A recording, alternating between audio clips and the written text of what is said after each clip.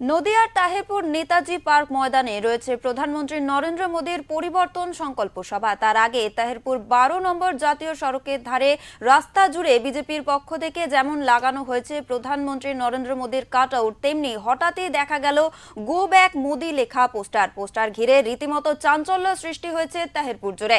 কে বা কারা পোস্টার মেরেছে তা এখনো স্পষ্ট নয়, তবে বিজেপির অভিযোগ রাতের অন্ধকারে এমন কাজ করেছে তৃণমূল আশ্রিত দুষ্কৃতীরা।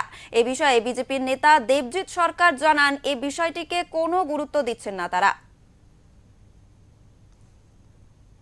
নরেন্দ্র মোদী যে গো ব্যাক স্লোগান দিয়েছে, এই গো ব্যাক স্লোগান দেওয়ার কার হিম্মত দিয়েছে? সেটি ভারতবর্ষের প্রধানমন্ত্রী না। এরকম আমরা কিছু মানি না।